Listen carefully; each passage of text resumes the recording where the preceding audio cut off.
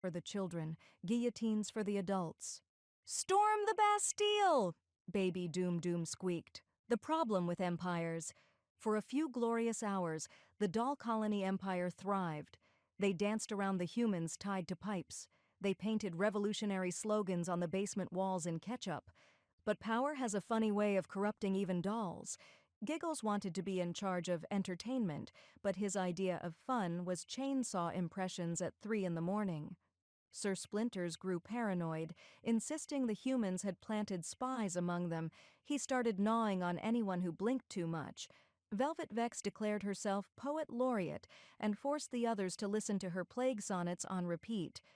Even Baby Doom Doom staged a mini-coup, waddling up to the throne and saying "Mama" so insistently that Matilda almost stabbed it with the Barbie leg.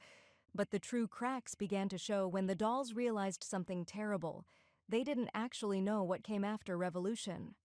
"Do we farm?"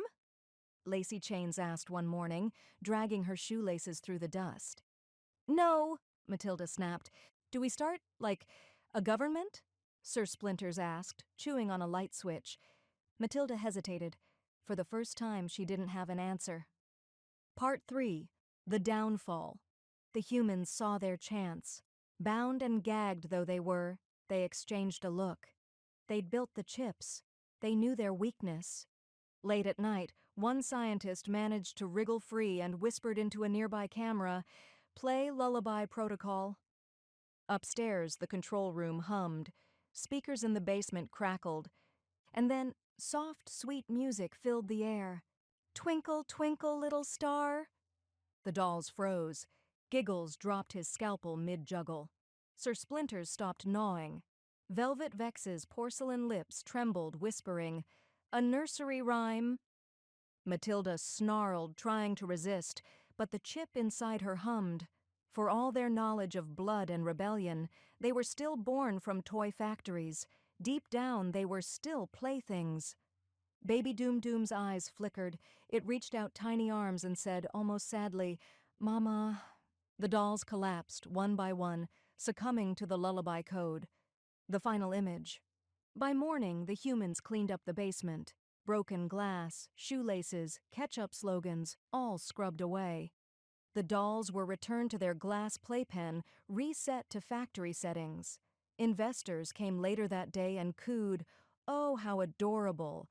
They even moved like real children. Only Matilda's eyes told the truth. Behind the glossy paint, deep in the chip where the lullaby had silenced her, a fire still burned.